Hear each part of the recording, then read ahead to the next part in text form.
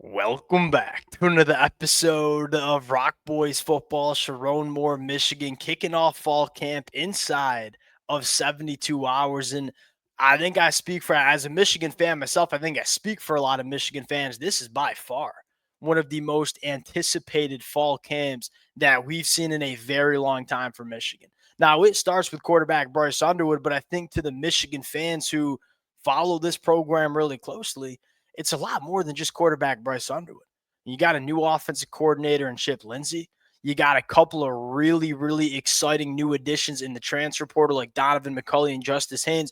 My general take on Michigan, and I think this is the feeling inside the program as well, is towards the end of 2024, beating Ohio State and then beating Alabama in the bowl game. I think the general opinion was, look, Michigan ain't that far off. In the middle of October, it felt like Michigan was so far from getting back to national championship caliber football. Well, towards the tail end of 2024, I think a lot of us realized, look, it ain't that far off.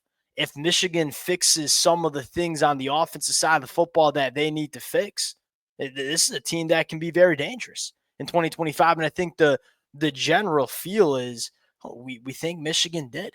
It starts at the quarterback position with Bryce Underwood. Look, it's going to be better than it was in 2024. Can't get much worse than what we saw in 2024. How much better is it going to be? We're about to find that out during fall camp in the early parts of 2025.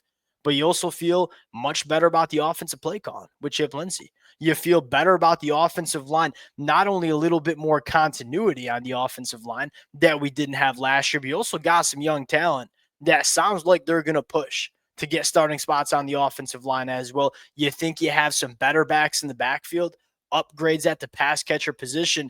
A lot of those things that Michigan got painfully wrong in 2024, the general feel is we kind of got it fixed, ideally got it fixed going into 2025. And that's the thing. If Michigan fix some of those problems, this team's going to be dangerous. And we're going to find out really dang quick in fall camp how well we fix some of the problems on the offensive side of the football. Now, this is kind of the point of the episode.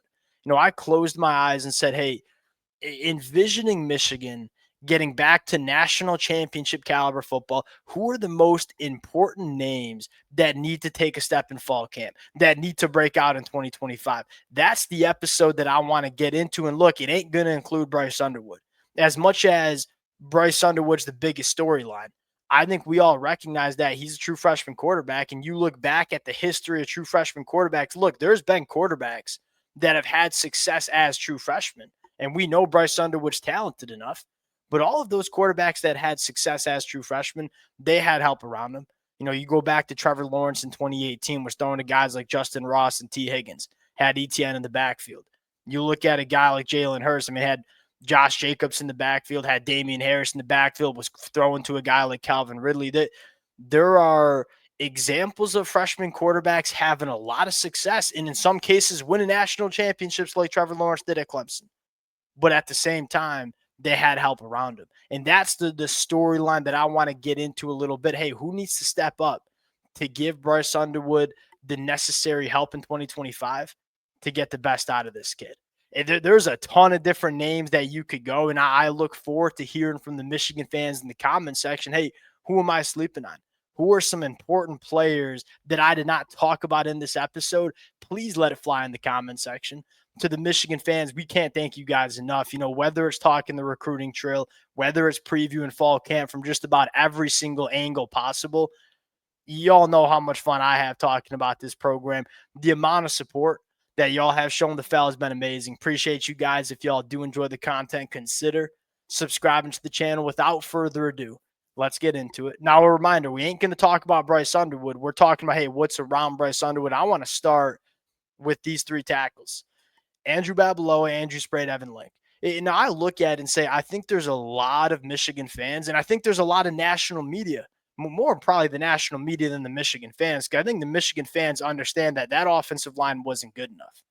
As much as the national media wants to talk about, hey, does Michigan have pass catchers on the outside for Bryce? I think it starts up front. And I think a lot of Michigan fans understand this as well. Can this offensive line, this is the best way to phrase it, can this offensive line get back to being a weapon for this offense. Last year in 2024, it was at times a liability. I mean, you go back to that game against Texas, Michigan was getting their butt kicked up front, for lack of better terms. That never happened in 2023. In fact, even when Michigan went up against some of the best front sevens in the country, it always seemed like Michigan could lean on their offensive line to be the engine of the offense. Can we get back to that in 2025? And it's both in the run game and pass protection. And I think it starts with your offensive tackles. Because I look at the inside and say, hey, heard really good things about Greg Crippen.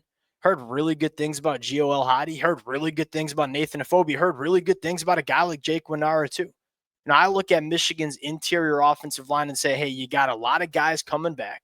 You feel good about that being a solid part of this Michigan offensive line. I look at, hey, do we have the tackles, especially to hold up in pass protection? You look at that week 2 matchup against Oklahoma, you're going to be going up against some dudes out on the edge, like guys like Mason Thomas. Are we good enough? Andrew Sprague, I think, is going to be starting for right tackle. There's a ton of optimism that this kid can be an all Big Ten caliber tackle. And then you look at that left tackle battle between Evan Link, between Andrew Babalow, and say, that's really, really important. Hey, do we get back to having NFL caliber tackle play in the 2025 year, especially if you're talking about Michigan competing for national championship? You're going to have to go through some elite caliber front seven, some elite caliber edge rushers. Going to be really important. Can Michigan run the football better? Can they hold up in pass protection better? That's where it starts for me for Michigan. Now, number 2, we've talked a lot about Donovan McCulley, and it sounds like Donovan McCulley is wearing the number 1 jersey. He's getting the Nico Collins comparisons. He sounds like he's Michigan's comfortable wide receiver 1 in 2025, which I think excites a lot of Michigan fans, especially with what Donovan McCulley can do work vertically down the field. Here are the 3 names that I think are most important to monitor in fall camp as pass catchers. Marlon Klein, Hogan Hansen, Samaj Morgan. Now, that seems like kind of an odd group of pass catchers to mention. Why did I pick those 3? I picked those 3 because those are the pass catchers that will give Bryce Underwood a lot of easy throws. Now, I think one of Michigan's biggest goals to start off 2025 is how can we settle Bryce Underwood in?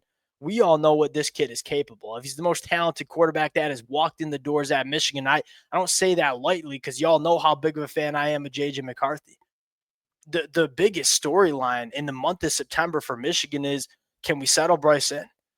I look at those 3 pass catchers and say that those are the pass catchers that allow Bryce Underwood easy stuff. Marlon Klein, Hogan Hansen work in the middle of the field. Samaj Morgan working those short intermediate route trees. The screen passes, the yards after the catch opportunities.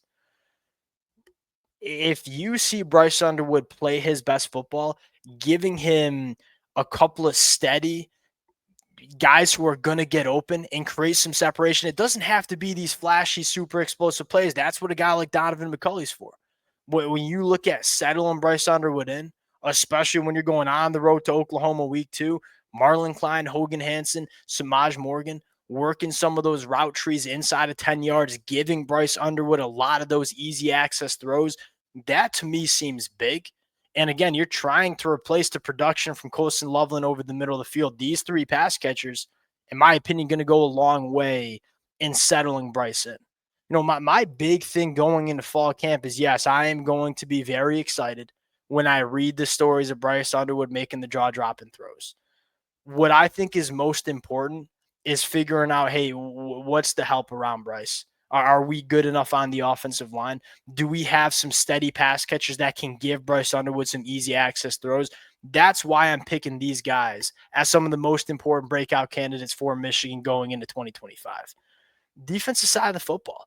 This is going to be, as much as we're going to talk about Bryce Underwood almost every single day, if this Michigan team wins a Big Ten championship and competes for a national championship, it's going to be a defensive-led team. I don't see a reality where Michigan wins a Big Ten championship without a top 10, top 5 defense. And I think that's very, very possible for Michigan, especially how we saw this unit play late in the season in 2024.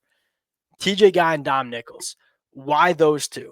Because I know we got a first-round NFL draft pick and Demo on the other side. What has made Michigan so special on defense over the last 5 years? They've always had 2 edge rushers coming off the edge. And when you have two guys that defenses have to account for, then it starts to become a problem. We know Derek Moore is going to get the superstar treatment. Tight ends are going to chip him. He's going to draw some double teams. He's going to draw some running backs helping in pass protection in the backfield. Teams are going to circle Derek Moore, say, how can we take him away from this Michigan defense? Well, when you circle a guy like Derek Moore and you allocate those resources to try to deal with Derek Moore, leaves a lot of opportunity on the other side. And what's made Michigan always so special is going back to 2021 with Hutch and Ajabo. You wanted to deal with Hutch. Well, why was David Ajabo so productive that year? One, because he was a really good football player.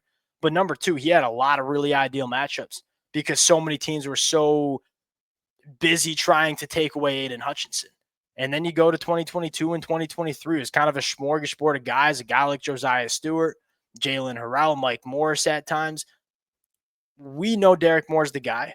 We know TJ Guy is very, very good as well. I think there's growing optimism that Dominic Nichols can be just as good. Can we get, all Big Ten performances from one of, if not both, of TJ Guy and Dominic Nichols? Because I know Derek Moore is going to be that guy on that side. What I think makes Michigan's defense potentially elite, especially in the pass rush department, is what you have on the other side. And then how about the last one, the Metcalf brothers, man? These two kids seem to be massive hits. Now, we knew TJ Metcalf was going to come in from Arkansas and probably slide into the secondary. Whether he's playing nickel, whether he's playing safety, TJ Metcalf's probably going to be a starter. The biggest storyline is what Tevis Metcalf looked like in the spring game. He looked like the starting nickel corner for Michigan. Can he be that guy in 2025? Can he go out in fall camp and win that job? Why am I so concerned with the Metcalf brothers? Because I think one of them is probably going to be your starting nickel corner in 2025.